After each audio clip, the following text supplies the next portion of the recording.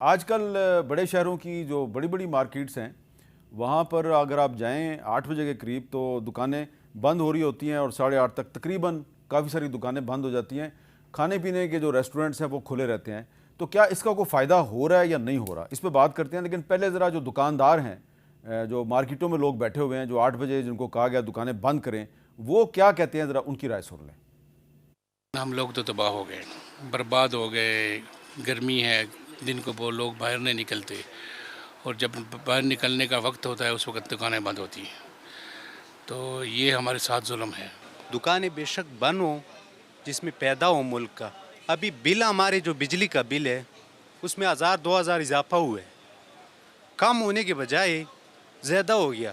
تو پھر پیدا تو نہیں ہے, کاروبار غرق ہو رہا ہے, سارا چیزیں تباہ و برباد ہو گیا, کوئی پیدا نہیں ہے. ٹائم جو 10 بجے تک ہونا چاہیے, اس سے جو ہے کاروبار کا بزنس کا بہت لاس ہو رہا ہے, جس وجہ سے بل تو وہی بجلی کے اور مطلب اپنا ریشو تو وہی آ رہی ہے, اس میں تو کوئی کمی نہیں آئی, بلکہ الٹا پیٹرول بھی زیادہ مہنگا کر دی. یہاں نا لاکھوں روپے کرائے ہو چکے ہیں, آمدن وہ نہیں رہی ہے, ایکسپینسز بڑھتے جا رہے ہیں. تو حکومت کو یہ چیز ریئلائز ہونی چاہیے کہ دکاندار ابھی تک جو بیٹھا ہوا ہے, حالانکہ سب سے زیادہ اس ٹائم جو پس رہنا ہے طبقہ وہ دکانداروں تاجروں کا ہے. 13 تاریخ کو ہم نے بڑا احتجاج بھی کرنا ہے جمعرات والے دن. لاک ڈاؤن ختم کریں یہ 8 بجے والا, اگر وہ نہیں کریں گے تو ہم زبردستی دکانیں کھول لیں گے.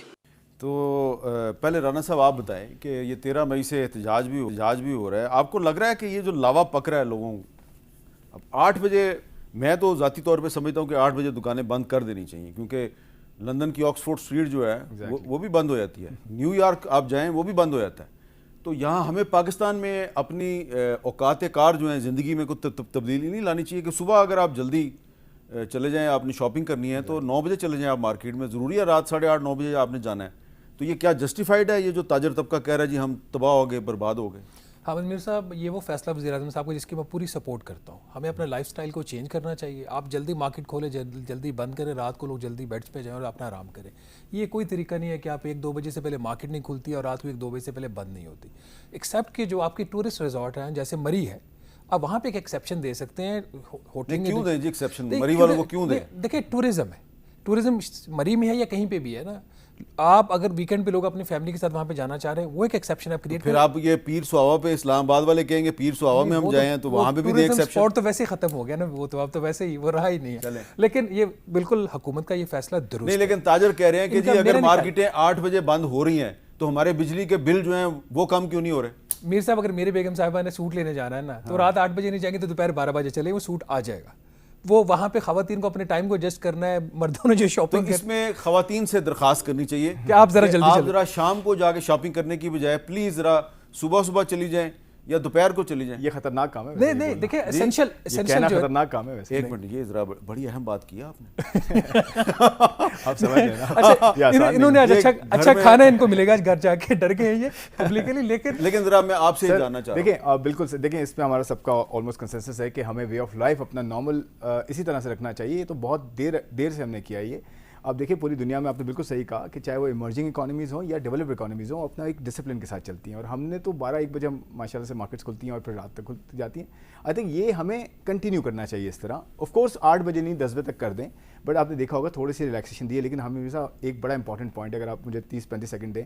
دیکھیں اکانومی کی جو اسٹیبلٹی ہے نا 2 سال بعد بڑی ہارڈ ارنڈ ہے, بڑی مشکل سے یہ اچیو کی گئی ہے کہ کرنٹ اکاؤنٹ بیلنس کو مینیج کیا گیا ہے, فسکل اکاؤنٹ کو مینیج کیا گیا ہے, انفلیشن کو نیچے لایا گیا ہے, انٹرسٹ ریٹس کو نیچے لایا گیا ہے, دوبارہ انویسٹمنٹ آپ کی طرف آنا شروع ہوئی ہے. آپ دیکھیں گلوبل نیمز آپ کے آنا شروع ہو گئے ہیں, 5G کا آپشن آپ دیکھیں ایگزسٹنگ کمپنیاں کرنا شروع ہو گئی ہیں, لارج اسکیل مینوفیکچرنگ کا نمبر. اب یہ جو آپ کی ساری باتیں ہیں, جی جی آپ ظاہری بات ہے فیکٹس کے ساتھ بات کریں, ایبسلیوٹلی. لیکن جو عام آدمی اس وقت آپ کی گفتگو سن رہا ہے میں وہی بتا, وہ آپ سے پوچھنا چاہتا ہے بھائی میں تو قربانی کی عید آ رہی ہے, میں تو قربانی کا جانور خریدنے کے قابل نہیں رہا, تو یہ خرم شہزاد صاحب مجھے جو کہانیاں سنا رہے ہیں میں ان کہانیوں پہ کیسے اعتبار کروں؟ دیکھیں جو ٹرکل ڈاؤن ایفیکٹ ہوتے ہیں نا وہ وتھ ٹائم آتے ہیں, اور جو ریفارمز ہوتے ہیں اور یہ سب چیزیں ہوتی ہیں نا یہ ایک میراتھن ہے. دیکھیں وہی والی ہم انالوجی دیتے ہیں نا کہ مریض کو آپ نے آئی سی یو سے نکالا, اس کو آپ پہلے منع کریں گے نا کہ وہ چیزیں نہ کریں, وہ دوبارہ گھی اور وہ والی کولیسٹرولک چیزیں نہ کھائیں جس سے آپ کی طبیعت خراب ہوئی ہے. اور پھر میراتھن کرنی پڑتی ہے آپ کو اوور دا ایک سرٹن نمبر آف ایئرز لگتے ہیں آپ کو دوبارہ بہتر ہونے میں. میں یہ کہوں گا کہ عام آدمی کے کنسرنز ہیں، بالکل انفلیشن کے مسئلے اب شروع ہوئے ہیں جس کی یہ وار کے امپیکٹس ہیں، لیکن پوری دنیا میں ہمیں یہ مینیج کرنا ہے. دیکھیں جب بھی کرائسس آتا ہے نا، اگر گورنمنٹ اپنے ایکسپینسز کم کرے، میں آپ کو اس کا بتاتا ہوں. دیکھیں میں اب انشاءاللہ ابھی 2-3 دن میں نمبرز ریلیز ہوں گے فسکل کے، آپ دیکھیے گا کہ اس میں کتنا اور بیلنس ہے. آپ کو پتہ ہے فرسٹ ہاف میں گورنمنٹ آف پاکستان نے first time in history fiscal surplus achieve کیا ہے. کیا مطلب اس کا؟ یعنی کہ ٹیکسز اور خرچوں کا جو فرق ہے وہ پہلی مرتبہ پازیٹیو ہوا ہے، پہلی مرتبہ ہسٹری میں، اور پچھلے کوارٹر میں بھی ہوا تھا. تو دیکھیں آہستہ آہستہ چیزیں چینج ہوئی ہیں نا فسکل سائڈ پہ. آپ کیوں ایسے کرتے جا رہے ہیں؟ سر یہ اصل میں یہ جو ہمارے دوست ہیں، یہ فسکل اسٹیبلٹی والی جو لینگویج ہے نا، میں تو بہت زیادہ لکھتا ہوں، عوام کو سمجھ نہیں آتی.